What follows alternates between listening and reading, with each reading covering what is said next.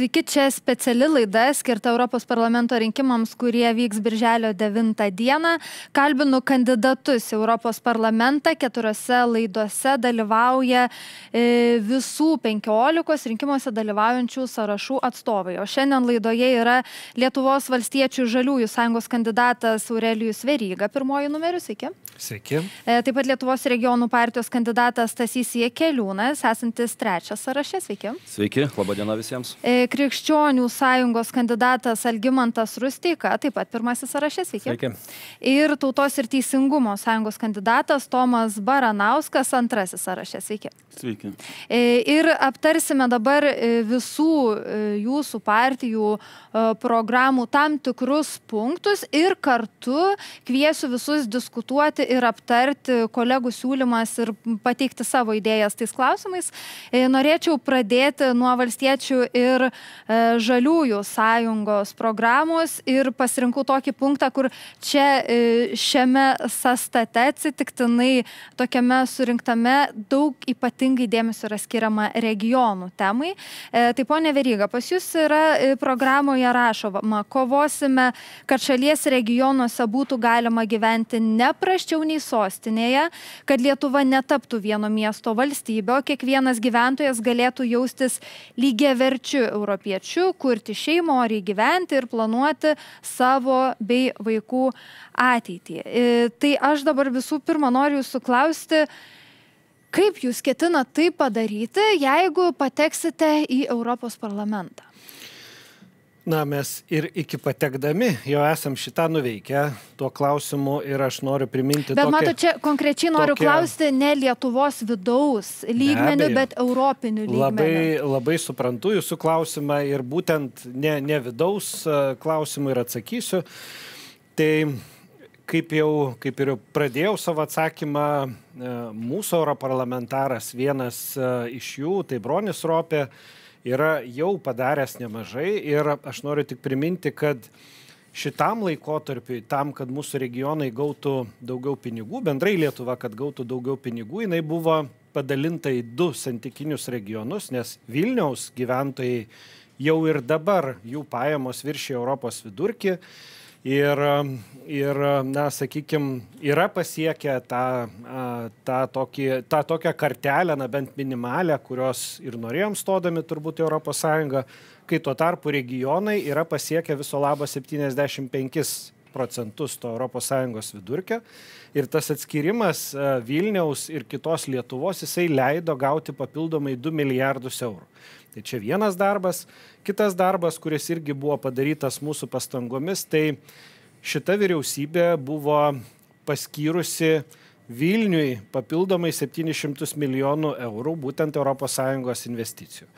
Tai vėlgi mūsų europarlamentaro Broniaus Ropės dėka ir piliečių, kurie rinko parašus po peticiją, buvo kreiptasi į Europos komisiją ir buvo atsižvelgta ir dalis tų pinigų, beveik pusė buvo grąžinta likusiai Lietuvos daliai.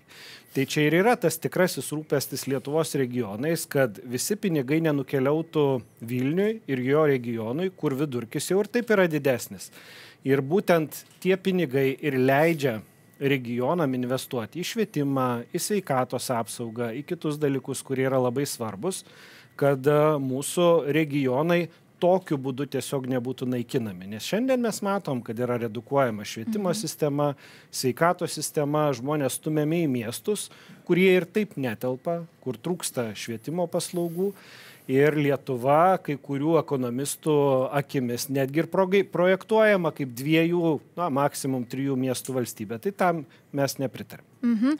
Čia iš karto noriu jūsų klausti. Įvairiais klausimais, ten sveikatos, švietimo ir dar kokiais, įvairios partijos savo programuose mini tokius vidaus reikalus, ką reikia išsispręsti Lietuvoje ir neišsisprendžiama. Regionų klausimas irgi yra toks. Esminis momentas yra, ką būdami Europos parlamente jūs galėtumėt inicijuoti, siūlyti, daryti, kiek apskritai Europos parlamente yra tų galimybių daryti kažkokią įtaką ir apskritai ar to reikia, gal čia jau Lietuvos vidaus politikoje reikia išsispręsti šitus klausimus? Aš manau, kad tikrai yra daug galimybių tą daryti. Taip teisingai jūs minit, kad įgyvendinimas dažnu atveju priklauso nuo vidaus politikos. Net ir skyrus lėšas galima nesugebėti jų panaudoti. Tai čia jau yra vidaus politika, kaip pavyzdžiui, RRF lėšos dabar yra praktiškai nepanaudojamos ir klaustukas kyla dėl jų panaudojimo, nors ir skiria ES, ir parlamentas balsuoja, ir Europos komisija paskiria. Tai sutinku, kad ne viską galima padaryti Europos parlamente, bet tikrai galima pasistengti, kad atsirastų tas ryškesnis dėmuo regionam. Tarp kitko, jis yra ir akcentuojamas, tikrai kalbama apie tolygų vystimąsi valstybių ir apie regioninę politiką. Tik tiek, kad matytina yra nepakankama, o sakant, kad viskas yra vidaus politika, aš nesutikčiau, nes, pavyzdžiui, investicijos į sveikatos priežiūrą labai priklauso nuo to, kokią politiką užduoda pati ES. Ką jinai sutinka finansuoti, ką nesutinka. Man kaip ministrui yra tekę dar dėrėti su Europos komisija dėl ateinančio finansavimo dabartinio perspektyvos. Taip, dabartinė vyriausybė jinai iškraipė sakykime, dėrybų rezultatus ir investuoja ne ten, kur buvo, sakykime, sutarta, bet nepaisant to, toną visgi užduoda ES institucijos, nustatydamos tam tikras kryptis. Tai manau, kad ten tikrai galima padaryti daug. Taip, prašau. Na, tas paskirstimas Lietuvos į 2 santykinius regionus, jis suprantama savo logiką, bet netapatinkim Vilniaus ir Vilniaus regiono, kas yra Vilniuje, kokie darbo užmokesčiai ir galimybės tame tarp ir jaunimui, ir Vilniaus rajone arba kitose aplinkiniuose rajonuose, kas yra Vilniaus regionas, tai jie prilygsta kitiems regionams. Taip kad čia yra problema ir nukenčia aplinkinės teritorijos, esančios aplink Vilnių, dėl šito paskirstimo. Tai man teko gyventi keliuose regionuose po tremties grįžus iš Kazakstano su motina, Žemaitija, Aukštaitija, dabar Vilniaus rajonas ir kitos vietos, esu pažįstamas su specifika. Taip pat esu Europos laisvojo alijanso, dabar, reiškia, Europinės partijos narys, kurių tikslas ir prioritetai yra regioninės jau ES mastų atskirties mažinimas. Tai yra ir Katalonijos nepriklausomybės klausimai, ir Korsikos, ir kitų, taip kad ta specifika ten yra suprantama. O konkrečiai, ką galima būtų Lietuvos regionų atskirčiai mažinti ir inicijuoti iš Europos parlamento kartu su kitom ES institucijom, tai yra detalizuoti pakankamai smulkiau, kokie yra atskirties elementai, pavyzdžiui, pensijos, kokios yra vidutinės pensijos Vilniuje ir kokios vidutinės pensijos yra kitur Lietuvoje regionuose. Ir tas socialinis neteisingumas, kuris dabar didėja dėl jau indeksavimo, kuris Lietuvoje veikia, bet atkreipus dėmesį Europos komisijos, valstybių narių vadovo konkrečiai, ar prezidentas, ar premjerė, ar premjeras, kas ten nuspręs važiuoti į Briuselį ar net atstovauti Lietuvai vadovų taryboje, tas dėmesys turėtų būti didesnis ir atitinkamai tada atskirtis bent jau teoriškai mažėtų. Urbanizacija, kuri vyksta visame pasaulyje ir ES, tai yra neišvengiamas dalykas, tačiau amortizuoti ir mažinti tos skirtumus turėtų būti vienas iš tikslų. Yra specialūs komitetai, Europos parlamente vienas iš komitetų užsiema regionų klausimais, yra socialinis arba konsultacinis komitetas šalia Europos institucijų, kuris taip pat yra padedantis Europos institucijoms susigaudyti ir atkreipti dėmesį. Ten atstovaujamos yra ir profsąjungos, ir kitos, reiškia, visuomeninės organizacijos ir tas derinys, reiškia, visų institucijų pastangų ir mūsų pastangos iš Europos parlamento padėtų sumažinti vis didėjančią atskirtį, nes teisingai buvo paminėta švietimas atskirtis, pensijų atskirtis, darbo vietų ir darbo užmokesčio atskirtis, jinai yra ir jinai ko gero didės su ekonomikos struktūros pakeitimais, su robotizavimu, kuris neišvengiamai ateina, skaitmenizavimu ir tie procesai tik tai gilės, todėl mes jūs turim stabdyti. Sakot, su ES įsikišimu reikia...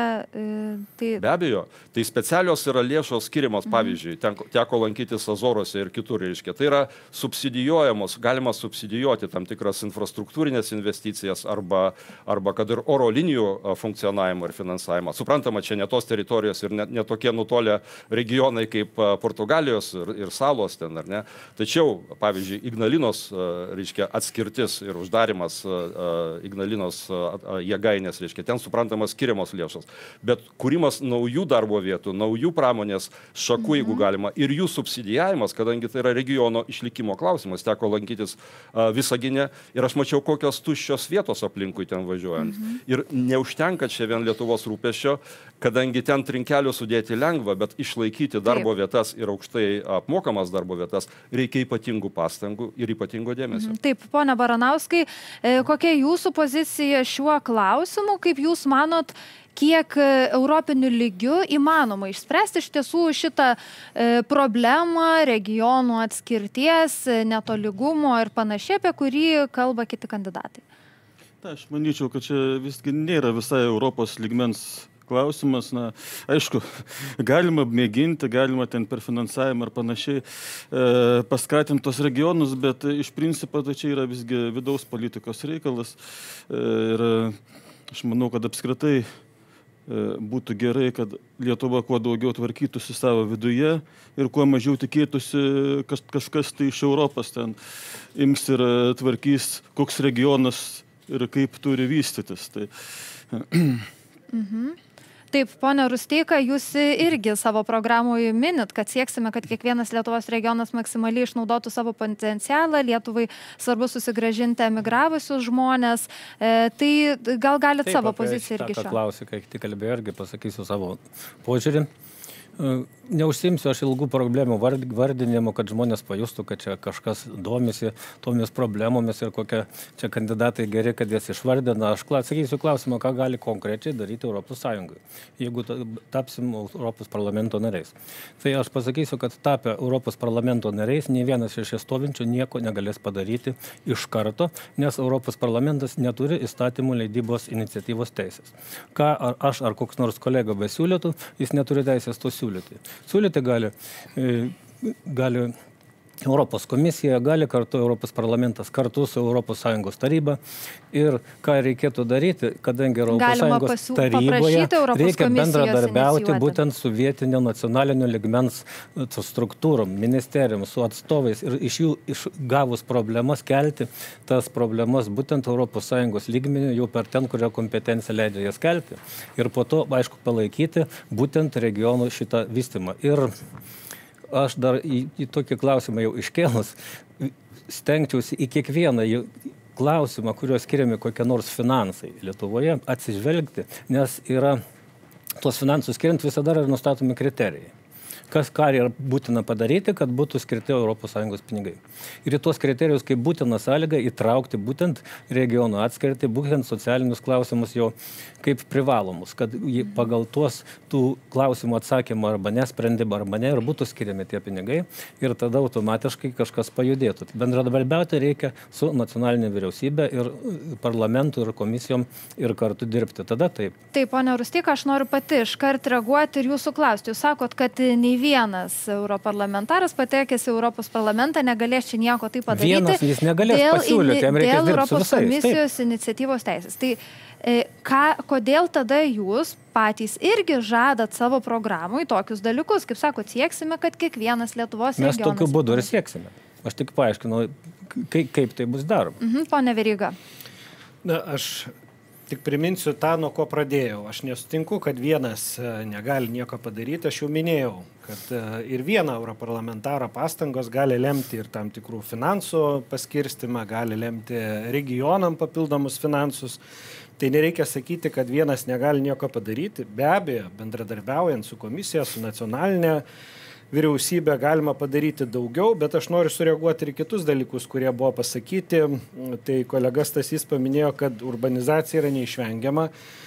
Aš nemanau, kad jinai yra neišvengiama. Jinai de facto vyksta ir vyksta dėl labai aiškių priežasčių. Jeigu žmonės neturi kur dirbti, jeigu jie neturi švietimo įstaigos, neturi sveikatos priežiūros įstaigos, tai jie ir yra priversti keliauti į miestus. Jeigu jie nori uždirbti daugiau, tai investicijos į verslą sprendžia šitas problemas. Dar vienas yra labai svarbus aspektas, kuris itin svarbus yra turbūt Lietuvai, kur žemės ūkis sudaro tikrai labai reikšmingą bendrai ūkio sektoriaus dalį, bendro vidaus produkto dalį. Tai Lietuva iki šiol Lietuvos žemdirbiai gauna mažesnės tiesioginės išmokas negu gauna, na, sakykime, tų senų ES valstybių žemdirbiai. Ir tai vėlgi yra regioninės politikos dalis, nes žemės ūkiai paprastai ir yra, juk ne Vilniuje ir ne Kaune. Tai yra žiedinėse savivaldybėse, tai yra mažesnėse savivaldybėse, kur ir gyvena ūkininkai, kur dirba žemę.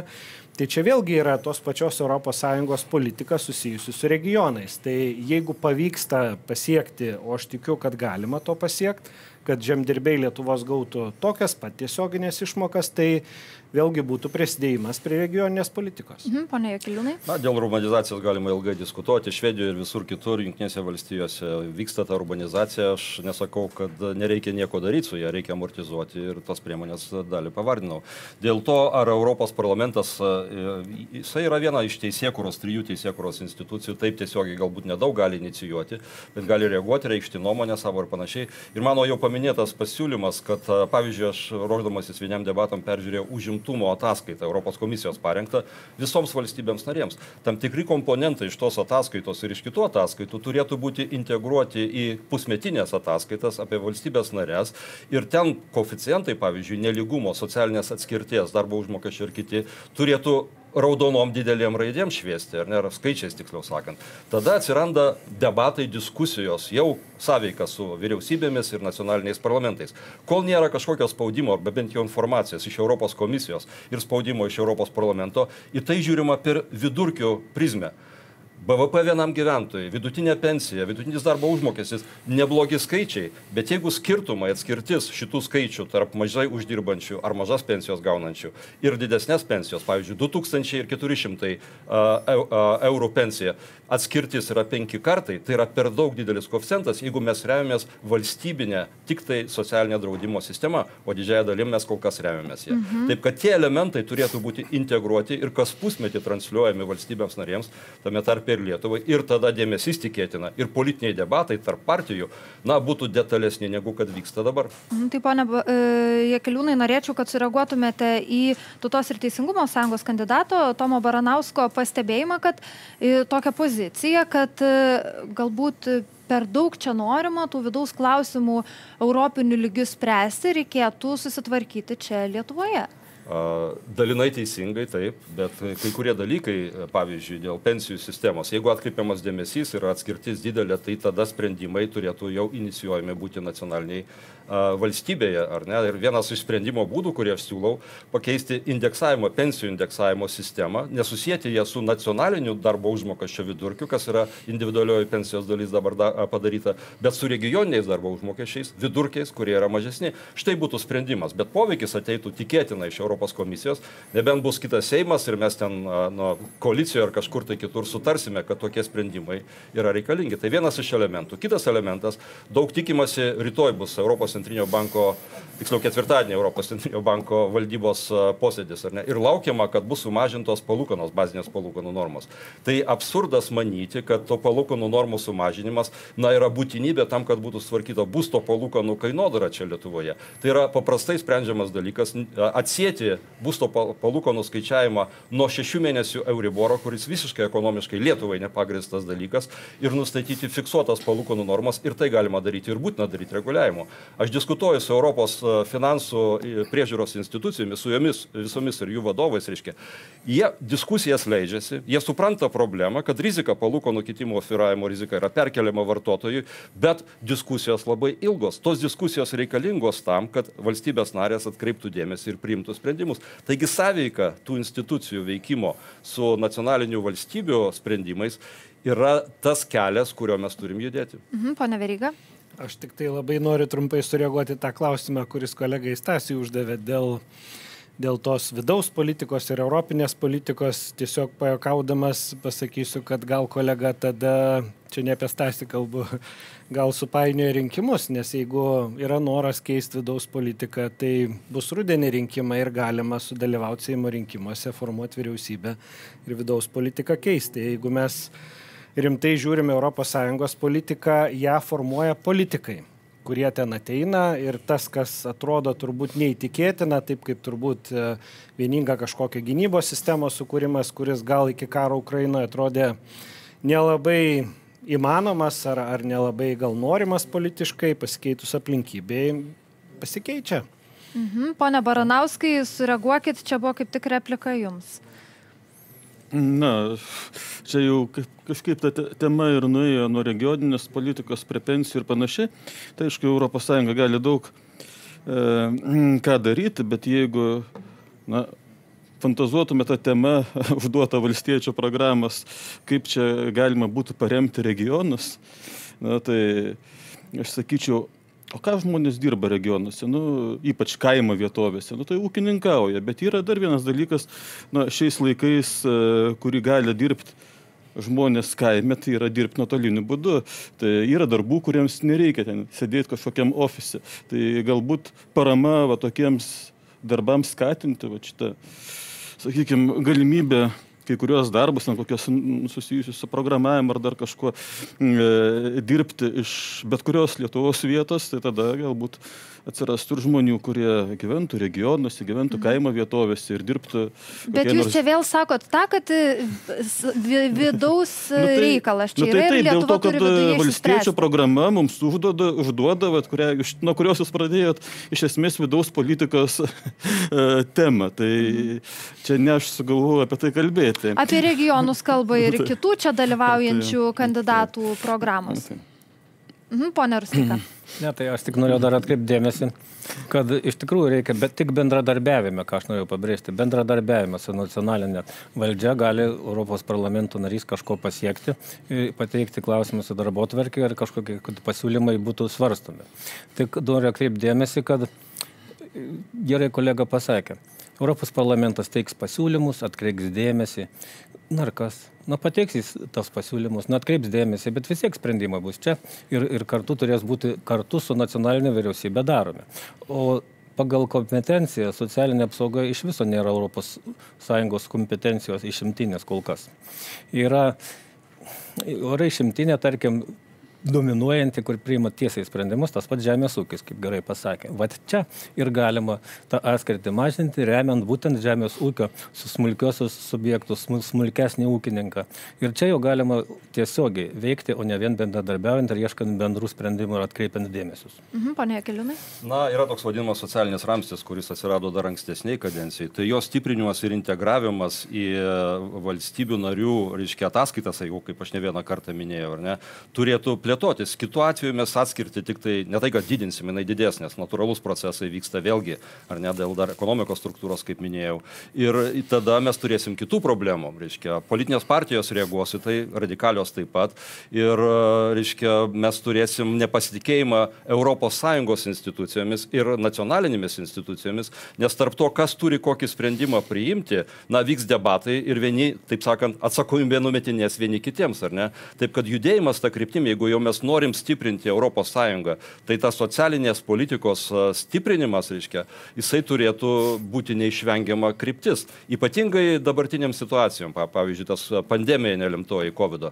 Atskirtis didėjo, tame tarpe ir regionuose, jeigu vaikai nuotoliu negalėjo prisijungti ir apskritai nuotoliu tas darbas ir mokymasis, jis izoliuoja žmonės, tai dėl to didėja ir skurdas, ir švietimo kokybė blogėja ir panašus dalykai. Taip, kad tų procesų reikia išvengti ir aš manau, turim suprasti, kad jeigu jau judam į ES sistemą kaip tokią, aš nekalbu federalizavimą, mes esam prieš federalizavimą, Lietuvos regionų partija, bet socialiniai dalykai, turi būti vienas iš prioritetų, nes kitaip nežinau, kas laukia ES, ar ne.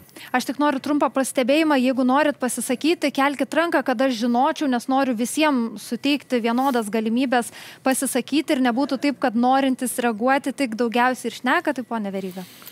Tai vieną dalyką čia jau kolega Stasys paminėjo, kuris yra labai svarbus, tai tas socialinis ramstis, kuris ir suteikia tam tikras galimybės ir noriu gal šiek tiek nusistebėti kolegų įsivaizdavimo apie regionus, kad ten didžioji dalis žmonių ūkininkauja. Jeigu jūs pasidomėtumėt, pavažinėtumėt po tos regionus, jūs pamatysit, kad ten viešasis sektorius turbūt yra bene didžiausias darbdavys, tai ten, kur yra dar švietimo įstaiga, sveikatos įstaiga, ten labai nemažai žmonių dirba, tai nėra tik tai ūkininkavimas, tai, sakykime, nenusiaurinkim tų regionų, nepadarykim tokio vaizdo, kad čia yra tik tai, supraskim, ūkininkų ir valstiečių kraštas. Regionai taip pat turi ir kultūros darbuotojus, turi tikrai labai daug sektorių, kurie yra labai pažangus. O šiaip apie regionų politiką kalba ne tik tai Lietuvos valstiečių žaliųjų sąjunga savo programoje. Jeigu jūs pasidomėtumėt, pasižiūrėtumėt, ką kalba Europos politinės šeimos, viena iš tokių, prie kurios mes norėtumėm jungtis ir kalbamės apie tai, tai yra Europos konservatorių ir reformistų partija, jinai labai aiškiai kalba apie regionus, jinai labai kalba aiškiai apie šitokią politiką. Tai to niekas nesupranta kaip tik tai nacionalinės politikos, nes tai yra ir ES suinteresuotumas, nes net jeigu gerai prisimenu Lietuvoje, žinot, pagal visus tos reikalavimus, kur ES investuoja, privalu ten būdavo pristatyti ir dabar turbūt visokių stendų, ar ne, ir parašyti, iš kur pinigai gauti. Tai labai gerai prisimenu, net ir toks šūkis būdavo užrašytas, kad ES investuoja į regionus, tai reiškia, tai yra regioninė politika. Taip, ponė Rusteika. Ne, tik trumpą sakinį, kodėl aš taip kalbu, kaip kažkas čia, kaip, tarkime, Aurelijus sako, kad taip nereikia kalbėti. Aš niekada nekalbu to, ką negalėsiu spręsti, būdamas Europos parlamento nariu. Aš kalbu tik tai, ką gali spręsti Europos parlamentas. O jeigu jis gali spręsti kitus klausimus, aš visada pasakau, kad jis turi juos ir derinti su nacionalinė politika. O kad Ponas ten yra Veryga, regionas... ką tik sakė, galima taip, čia viską. O tai, kad yra regionuose kitų atskirčių, tai be jokios abejonės yra. Aš du pavyzdžius paminėsiu, jeigu galima, kaip Europos parlamentas gali daryti įtaką kitoms institucijoms. Vienas pavyzdys, 19 metais balsavimas dėl Europos komisijos patvirtinimo su Ursula von der Leyen, kuri, reiškia, turėjo ir dabar turi didelių interesų konfliktų problemų, ar ne? Tai tik tai 9 balsais Europos parlamentas pritarė Europos komisijai. Tai yra pavyzdys, kad reikalavimai Europos komisijai visada galėjo būti išlaikyti. Kitas pavyzdys pastarųjų kelių savaičių, kuomet buvo balsuojama dėl biudžeto ataskaitų vienai iš arba daugeliui europinių institucijų, kurių ten daug yra, iš tikrųjų apie 50. Vienas Europos parlamento narys atsistojo ir dėl tam tikrų motyvų pasiūlė nepatvirtinti tos ataskaitos bent kurį laiką. Ir Europos parlamento nariai balsuodami pritarė šitam sprendimui. Taip, kad šita institucija kuriam laikui liko pakibusi, taip, kad spaudimas iš Europos parlamento įmanoma, suprantama, yra visko ten, ir demagogijos, ir vienašališkumo, ir ko tik tai nori, ypatingai karo metu ir pandemijos metu, to užtenka tikrai, bet tai nereiškia, kad Europos parlamentas nieko negali. Jis gali, nebūtinai inicijuodamas įstatymus, bet per savo, reiškia, spaudimą, ar ne, ir viešą spaudimą. Ir jeigu yra unisonų balsuojama, tai į tai atsižvelgti yra neįmanoma. Kitaip kyla konfliktai ir bendradarbiavimas tarp institucijų gali užstrikti ir ilgam laikui. Taip, ponia Baranauskai, ar nori dar reaguoti? Mažiausiai pasisakėte į šitą temą. Tai nežinau, čia iš tikrųjų labai tas mūsų pokalbis lemiamas to, ką įsivaizduoja valstiečiai. Vat regionus, kaip jie įsivaizduoja. Įsivaizduoja Vilnius ir ne Vilnius. Koks čia per regionas ne Vilnius?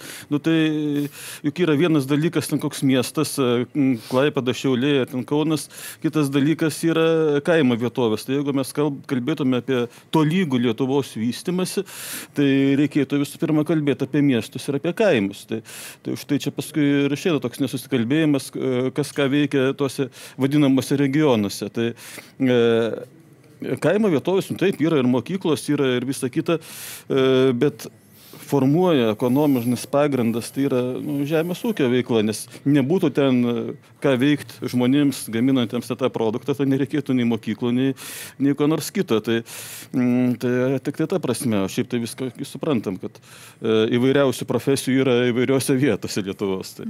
Taip, prašau. Aš tik papildysiu dar, kad mes labai nukrypame regionus.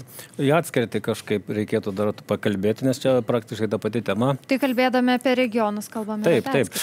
Tai ir programai mūsų yra ir visi turbūt pritarsit, kad lygiai taip pat finansuojant ES projektus ir darant sprendimus, pritariant kažkam nepritariant, keliant sąlygas Europos parlamente, būtina atsižvelgti vieną dar pagrindinį dalyką, kur Lietuva yra didžiulė problema. Tai yra smulkų ir vidutinį verslą, kurį visi vadina paniekinamai, ten, kaip jie ten vadina, aš užmiršau.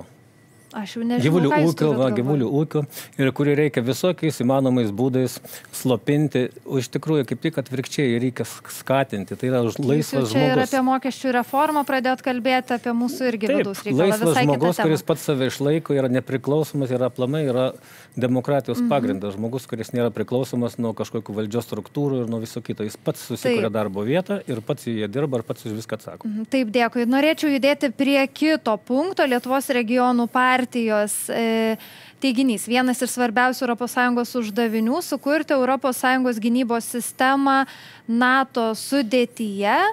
Ir ši partija ir siūlo nedelsiant imtis kurti autonomiškai veikiančią ES gynybinę sistemą. Tai, ponia Jakeliūnai, gal galit paaiškinti, koks čia jūsų tas siūlymas, kaip jūs jį matote? Na, kaip teisingai paminėjot, mes nesiūlom pasitraukti iš NATO, nors gali būti tokių sprendimų ar siūlymų jau netgi po lapkričio mėnesį vykstančių Jungtinių Amerikos valstijų rinkimų, ar ne? Kaip žinom, prezidentas Trumpas yra mažai nuspėjamas, nors jis netiesa, kad jis neturi savo veikimo logikos, ar ne? Jis pirmiausia atstovauja, aš taip manau, savo valstybei. Taip, kad apsidraudžiant nuo tokių netikėtumų ir iš Jungtinių Amerikos valstijų, mums reikėtų daugiau pastangų skirti apskritai ES ne tik gynybos stiprinimui kaip tokiam, bet netgi informacijai apie karų priežastis, tai ar tai būtų karo Ukrainoje priežastis, nes ištakos, istorinės ištakos yra gana senos, bent siekiančios keliasdešimt metų, ir ne prieš Ukrainos radikalių jėgų ir Rusijos, Jungtinių Amerikos valstijų tų pačių komerciniai gilūs karinės pramonės interesai, finansų pramonės interesai ir kiti pramonės interesai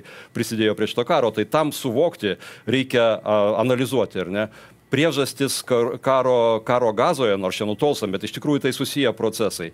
Na, tam reikia autonominės savarankiškos žvalgybos sistemos, nes kas yra paradoksalu, NATO kaip organizacija... O čia nėra priežastis tiesiog Rusijos imperialistiniai siekiai ir negerbimas kitos šalies? Tai yra viena iš priežasčių, bet imperialistinių siekių ir turi ir kitos valstybės, ar ne, ir Kinija, ir tos pačios Jungtinės Amerikos valstijos, tik jų veikimo metodai yra kitokie. Jūs jau čia kvestionuojat, kas kaltas dėl karo Ukrainai? Kalta Rusijos imperinė politika, bet provokavo tą Rusijos, reiškia, agresiją kiti veikėjai, tame tarpe radikalios jėgos Ukrainoje ir Jungtinės Amerikos valstijos su savo politika, militarizuota užsienio politika. Nesileiskim iš tą diskusiją, nes mes čia nebaigsim. Matot, čia yra svarbu, čia jau toks prokremliško kalbėjimo motyvas. Žiūrėkit, jeigu jūs studijuotumėt kitus žmonės, britų, reiškia, žvalgybininkus, Jungtinių Amerikos valstijų paskutinį ambasadorių Sovietų Sąjungoje, dar Jack Matlock toks yra, vasario 15 dieną jis parašė tekstą apie tai, kaip buvo ištakos kūriamos provokacijai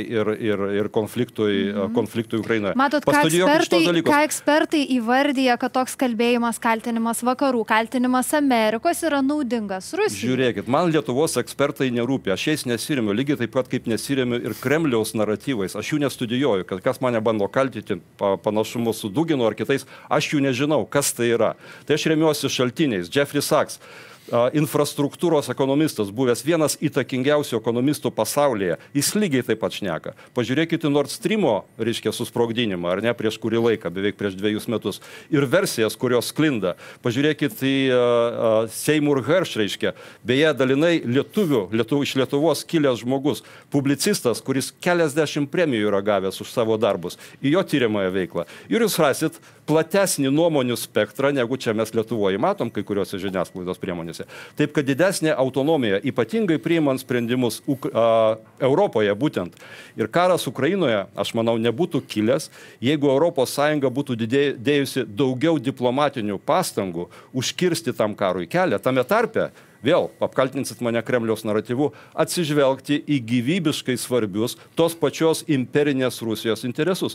Įsivaizduokite, jeigu BRICS organizacija, kuri didėja, tame tarpe ir dėl karo Ukrainoje, nuspręstų, o tokia tikimybė yra, įkurti gynybinį arba karinį alijansą ir pakviestų Meksiką prisijungti. Kaip reaguotų jūsų manimų Jungtinės Amerikos valstijos? Vykstant karui Ukrainoje, kai Rusija užpuolė Ukrainą, pakeistų režimą Meksikoje. Kyla klausimų dėl tokio jūsų kalbėjimo ir siūlymo čia dabar žiūrėti Rusijos interesų. Todėl aš ir sakau, reiškia, ES turi imtis daugiau iniciatyvų tam, kad būtų užtikrinta taika visoje Europoje. Tam ir buvo sukurta ES.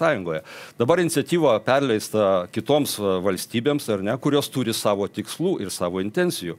Pavyzdys jums yra Irakas nutolęs nuo Jungtinių Amerikos valstijų keli tūkstančiai kilometrų. Kodėl ten įvyko intervencija ir okupacija, kodėl Lietuvos pajėgos ten dalyvavo, kodėl Ukrainos pajėgos ten dalyvavo, ar ne? O tas karas Irake buvo pripažintas Jungtinių tautų generalinio sekretoriaus Kofi Anano tuometinio neteisėtų. Taip kad pavyzdys, kad visos valstybės veikia skirtingai. Jūsų linija ir kalbėjimas kaip ir yra labai aiškus, gali visi susidaryti nuomonę klausydami.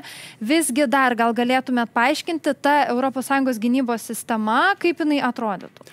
Tai yra karinės pramonės integravimas, ar ne, į pramonės kitas rytis, unifikavimas ir standartizavimas ginkluotės, susijęti su Europos standartais ir mažiau priklausyti nuo Jungtinių Amerikos valstijų standartų.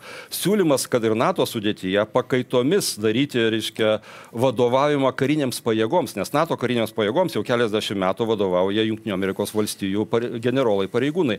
Tai subalansuotų sistemą ir išspręstų nemažai problemų. Apibrėžti, kas yra taip vadinamieji proxy karai arba karai pasinaudojant trečiosiamis šalimis, kas yra kiti procesai, ar ne, kas yra provokavimas, karinis provokavimas taip pat.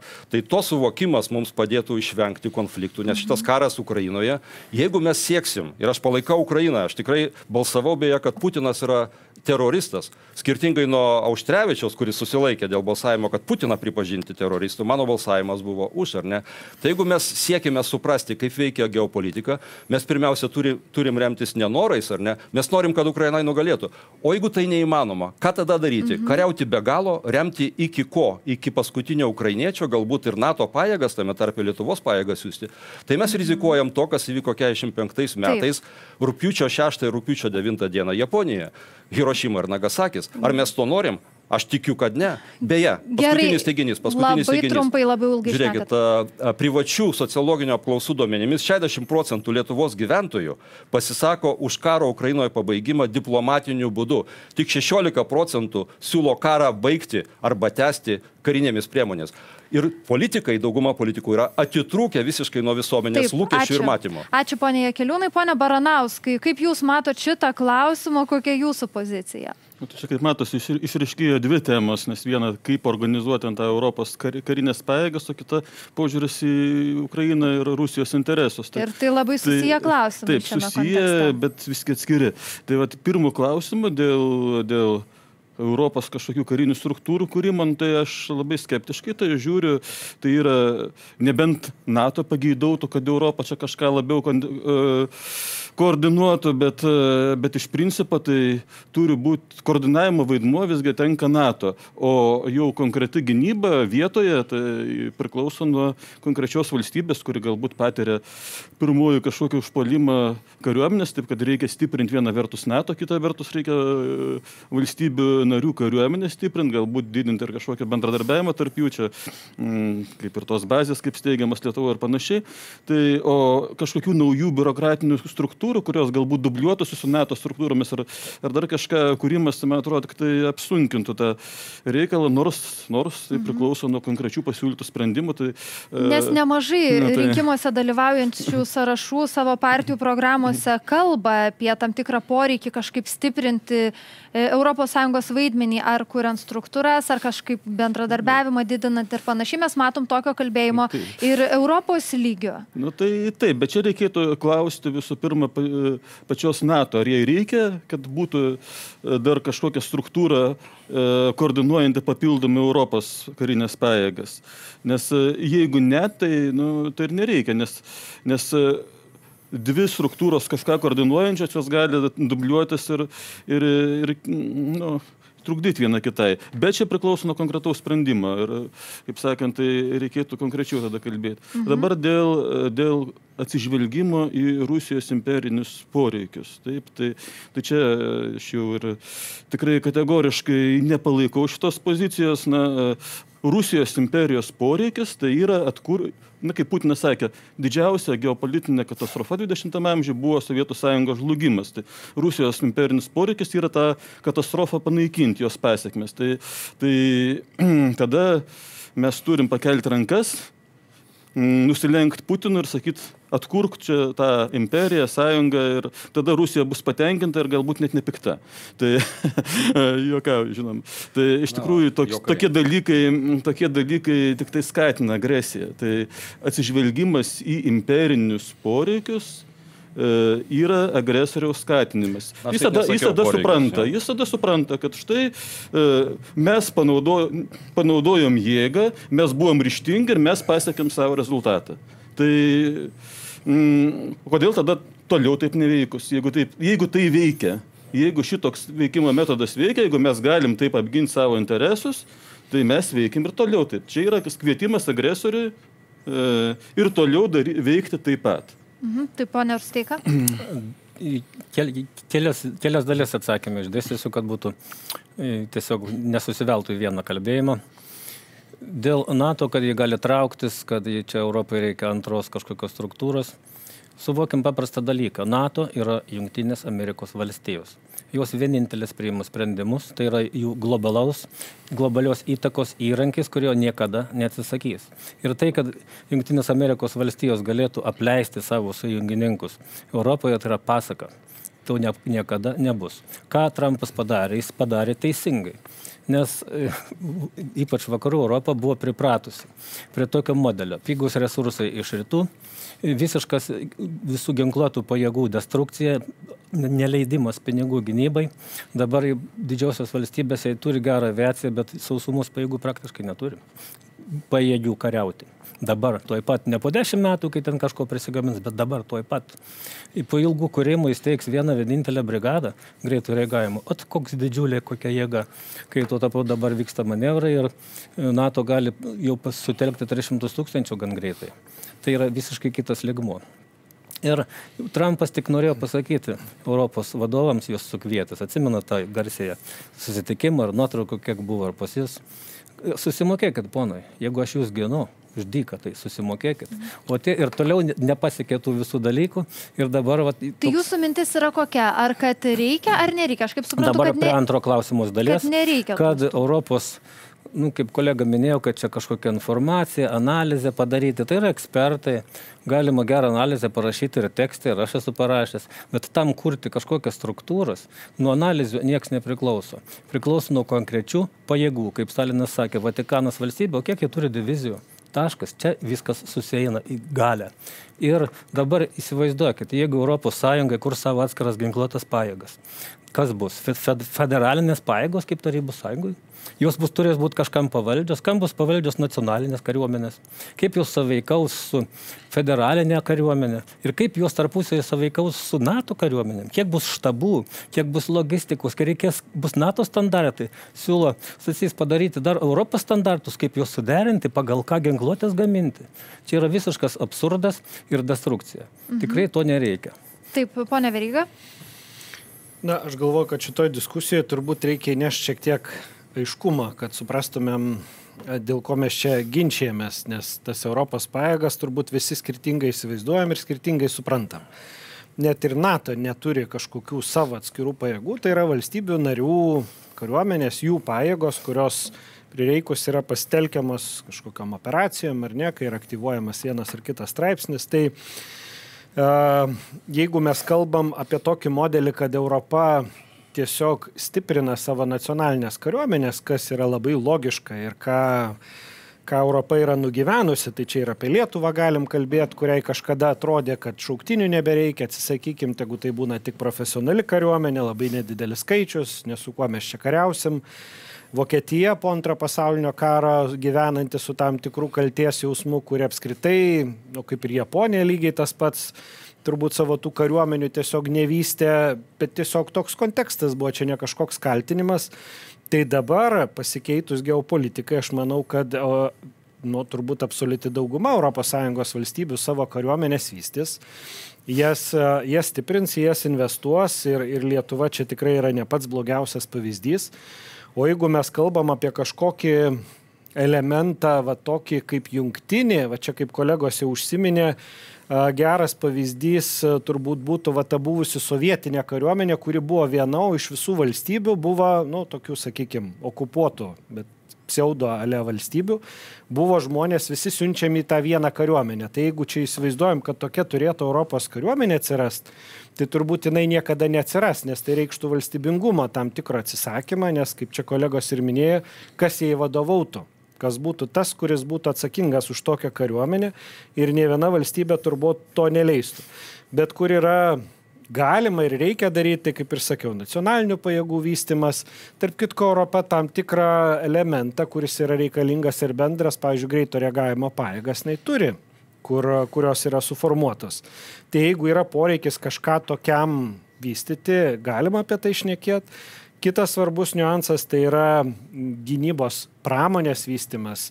Tai čia Europa turėtų visgi savo interesą atstovėti, nes neturėdamas savo gynybos pramonės, yra priversta pirkti ginkluotę iš kitų valstybių, tai reiškia išveža pinigus iš savęs. Tai gynybos pramonės vystimas būtų ir ekonominis tam tikras interesas. Taip, dėkui, ponia Jakeliūnai. Taip, labai trumpai sureaguokit. Na, žiūrėkit, keli faktai, reiškia, 2022 metais kovo pabaiga balandžio pradžioje, reiškia, su Stambulo susitarimas komunikuotas, jau parengtas pasirašymui vadovų, reiškia, Putino ir prezidento Zelenskio, atvyksta Borisas Džonsonas, turintis problemų dėl COVID vakarėlio, ar ne, ir sustabdo kartu su kitais vakarų pareigūnais, reiškia, šito susitarimo pasirašymą. Mes kariausim, mes padėsim iki galo, reiškia. Tai tas kariavimas gali būti begalinis ir mes kariniam priemonėm neišspręsim šito konflikto. Tai yra kariniams istorikams, analitikams, objektyviai vertinantiems, kurie palaiko Ukrainą, yra visiškai akivaizdu. Ukrainoje trūksta jau žmonių, kas vyksta dabar su mobilizacija, tų žmonių tikrai neužteks atlaikyti Rusijos agresijai. O tai, kad, reiškia, kas sako, kad čia, mes paskatinsim toliau, reiškia, plėtoti savo politinės tas imperinės ambicijas, jeigu nesustabdysim Rusijos Ukrainoje. Supaprastintas požiūris, yra raudonos linijos. Jungtinės Amerikos valstijos turi savo raudonas linijas, tai yra jų, reiškia, pusė pasaulio, tai praktiškai Latino Amerikoje nieko panašaus nebūtų leidę, Meksikos neleidžia, Rusija turi savo nepolitinius imperinius poreikius, turi savo raudonas linijas, jų ignoravimas gresia konflikto tęsimu iki begalybės. Taip, kad tą turim suvokti ir vadovautis ne norais, ne iliuzijomis, tai matot, mažo ko Rusija gali įsinorėti. Rusija gali nugalėti ir tikrai nugalės, patikėkit Ukrainą, nes jinai turi eskalavimo iniciatyvą. Ir dabar visi turi paisyti Rusijos norų ir interesų? Žiūrėkit, diplomatijoje taip, kaip man sakoma, arba juoda, arba balta. Tai, žinot, yra toks posakis, 50 pilkųjų kažko tai atspalvių. Tai diplomatija ir politika turi daug to atspalvių ir daug veikimo būdų. Jeigu mes, reiškia, matom dabar tik tai karą ir vienintelė Rusija kaip to karo, reiškia, kaltininkė, kad tai yra nepilna tiesa. Nepilnos tiesos sakymas kartais yra blogiau negu melas. Tai tą turim suvokti. Taip, dėkui, jūsų pozicija labai aiški. Tai, ponia Rusteika, labai trumpai. Trumpai. Dėl Europos pajėgų, kurios dabar turi greito reagavimo vieną brigadą, nejokaukim, tai yra 0. Dabartinė jėgų pusiausvyrai. Dabar dėl to, kas vyksta, dar porą sakinių. Visas šitas dalykas, kuris vyksta karo eskalavimas ir visa kita, taip, teisingai, karas, grėsmė, nieks to neginčia. Bet ar jūs pastebėjot, kad šituo politikai naudojasi? Kad yra sukelta Europoje ir Lietuvoje karo isterija, psichozė. Kam ji yra sukelta? Dėl paprasto dalyko. Visi šitie nueinantis elitai, kurie Europą praktiškai žlugdo, gauna iš vidaus, priimdami sprendimus, kurie nenaudingi atskiroms valstybėms ir daugumai tautų, jie nori išlikti per šitos rinkimus. Ir tai yra pasitelkiama išorinė grėsmė.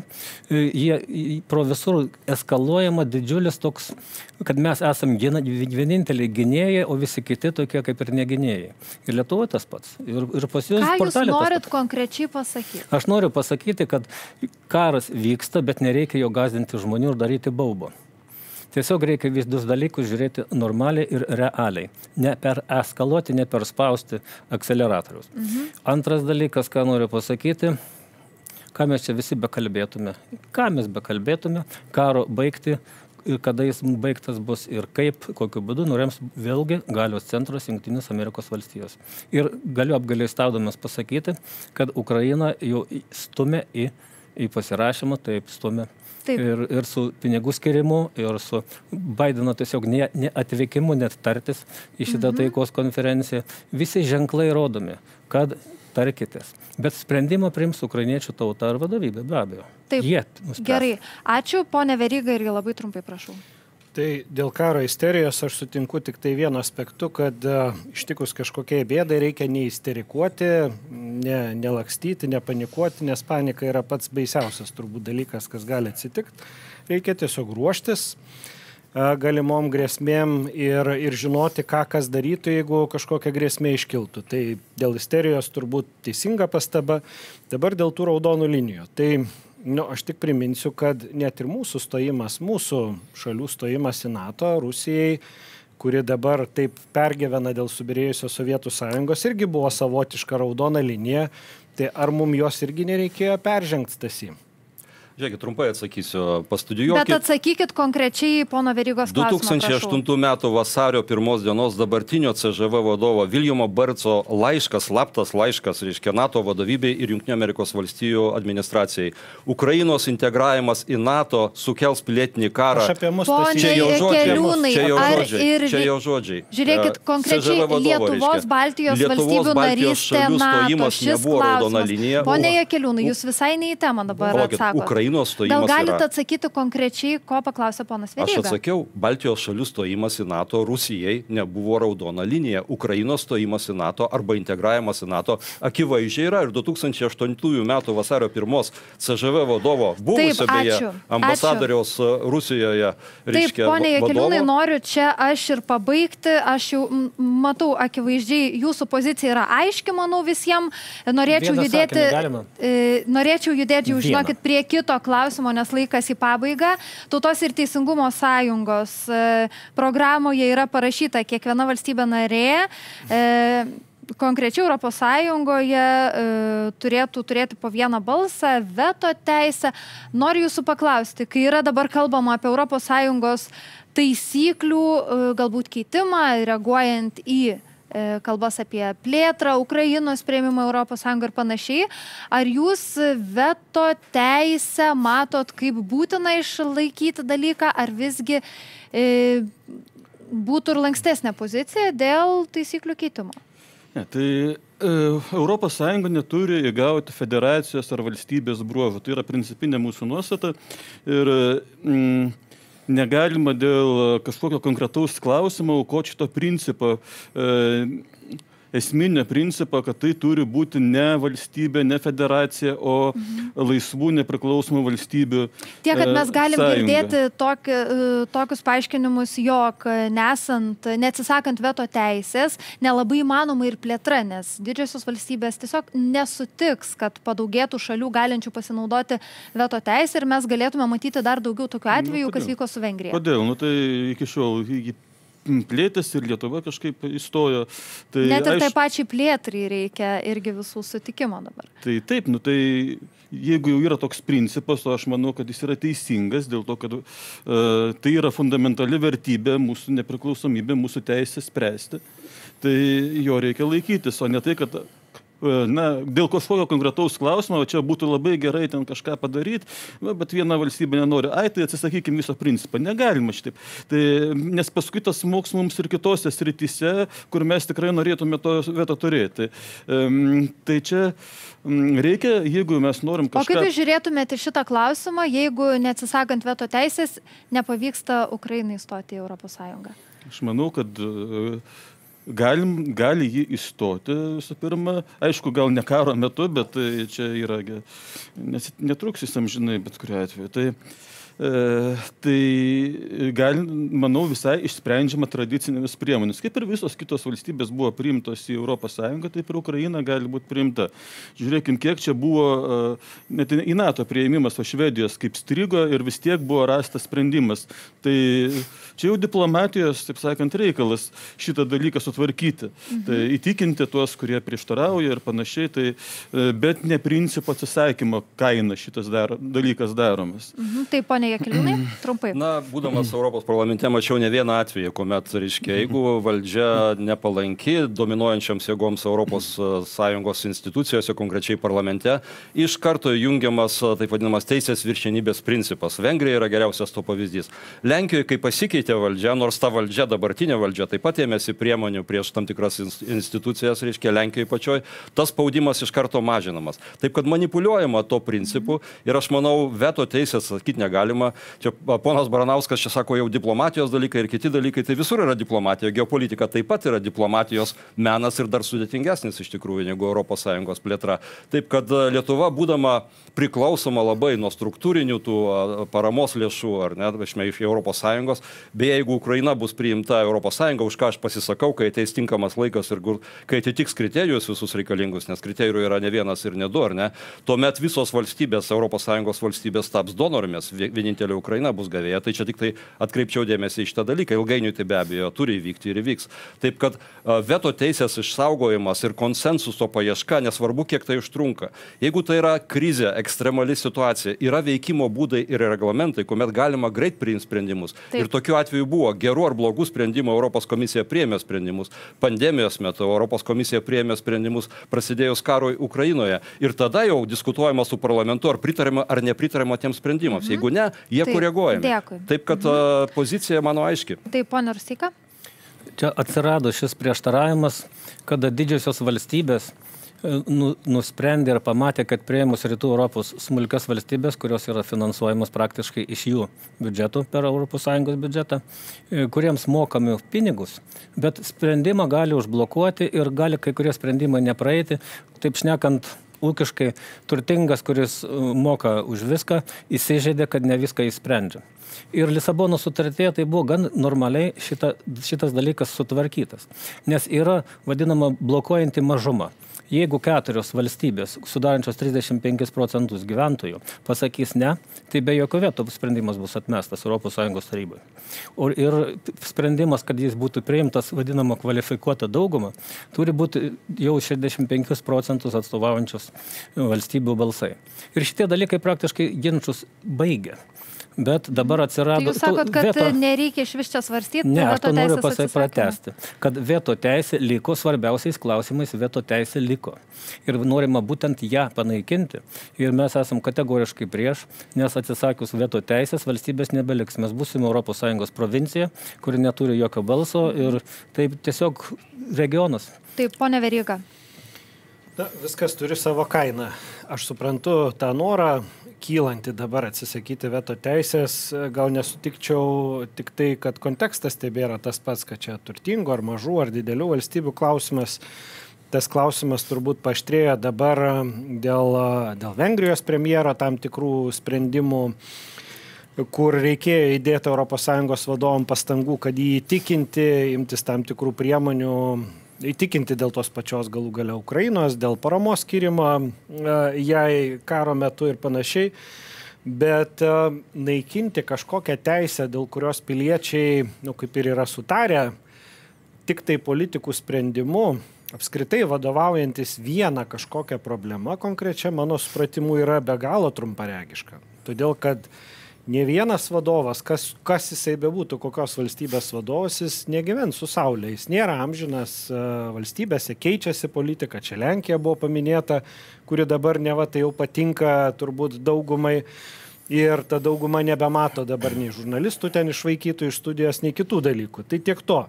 Bet sakau, vadovaujantis kažkokiu vienu precedentu naikinti labai fundamentalią teisę valstybėje atstovėti savo interesą kritiniuose klausimuose, mano supratimu, yra be galo trumparegiška ir mes tam tikrai nepritartumėm. O kodėl valstybės turi sutarti dėl plėtros, tai čia kažkas iš kolegų jau užsiminė. Plėtra kainuos ES ir politikai su savo piliečiais, su savo rinkėjais tą turi aptarti. Mes negalimgi savo piliečių kažkaip apkvailinti ir pasakyti, kad, žinot, tiesiog tai įvyks savaime ir tai niekam nieko nekainuos. Aš tikiu, kad ES piliečiai yra pakankamai sąmoningi ir protingi ir supranta tos plėtros apie ir tai prasmę. Yra ir kalbama. Tai taip, ir čia yra susitarimo reikalas. Aš manau, kad politikų darbas yra įtikinti savo visuomenės, kad tokia plėtra yra reikalinga. Labai trumpai, ponia Jakeliūniene. Vienas pavyzdys, kaip krize pasinaudojant, šiuo atveju, apie kurį paminėsiu, tai yra pandemija, buvo pasiskolinta 750 milijardų eurų jau ES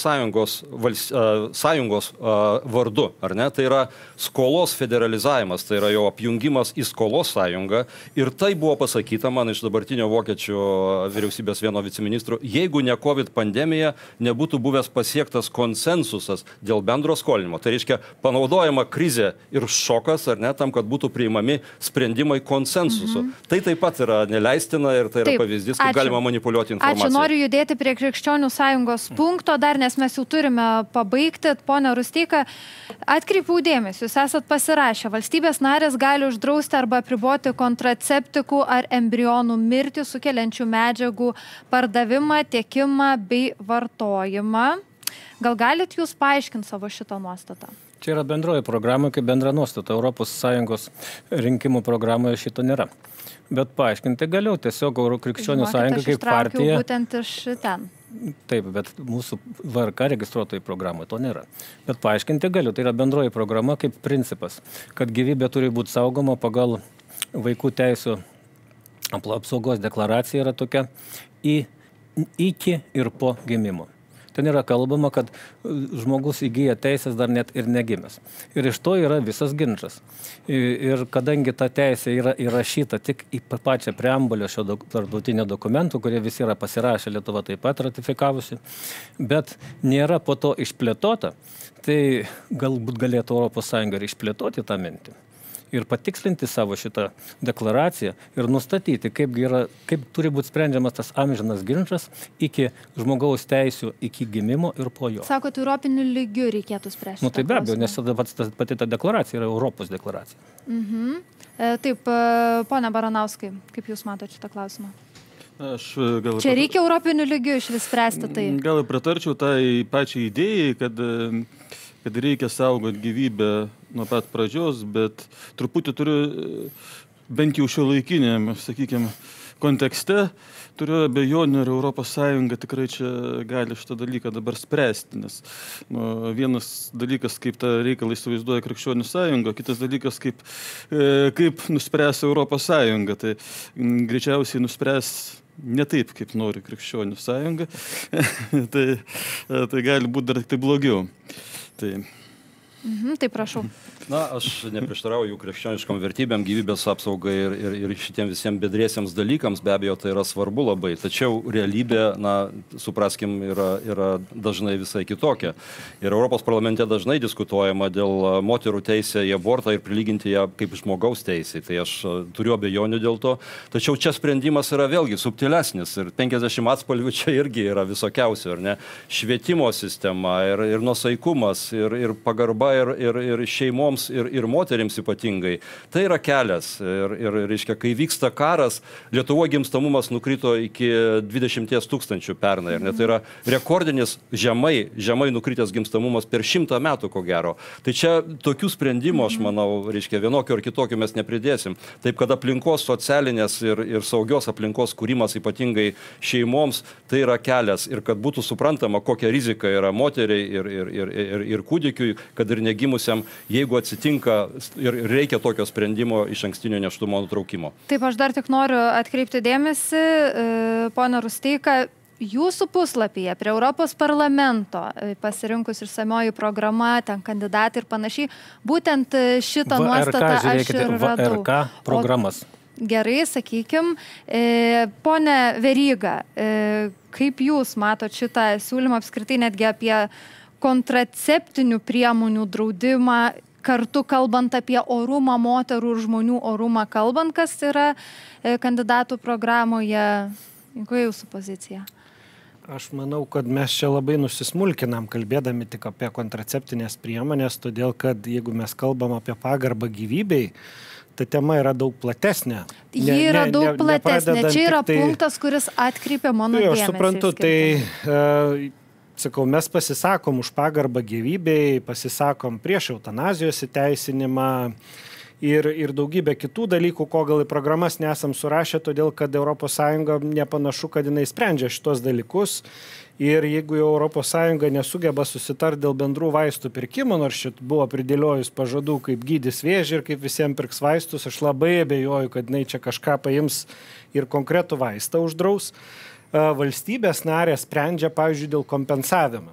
Tai Va čia galima padiskutuoti, bet čia jau yra vidaus politika. Ar reikia kompensuoti tokią priemonę, jeigu jau žmogus ir turi tokią teisę, va tai yra valstybė taip sutarus piliečiai, kad gali tą teisę realizuoti, nutraukti nėštumą, pasidaryti abortą, tai ir visa visuomenė turi už tai sumokėti, už tos teisės realizavimą, jeigu tai nėra susiję su gyvybės gelbėjimu, kas irgi gali būti kaip elementas, kur suprantu, kad visų visuomenės tada narių ir interesas. Tai kadangi šitas sritis, apskritai sveikatos sritis yra palikta šalių narių kompetencijai, tai aš manau, kad šitą punktą būtų, tiesiog net jeigu jam ir pritartų kažkas, būtų labai sudėtinga realizuoti apskritai. Gerai, dėkoju. Ties čia mes ir pabaigsime šią laidą. Laidoje dalyvavo Lietuvos valstiečių ir žaliųjų sąjungos kandidatas Aurelijus Veryga, Lietuvos regionų partijos kandidatas Stasys Jakeliūnas, Krikščionių sąjungos kandidatas Algimantas Rusteika ir Tautos ir teisingumo sąjungos kandidatas Tomas Baranauskas. Ačiū visiems dalyviams, ačiū ir jums žiūrėjusiems. Iki.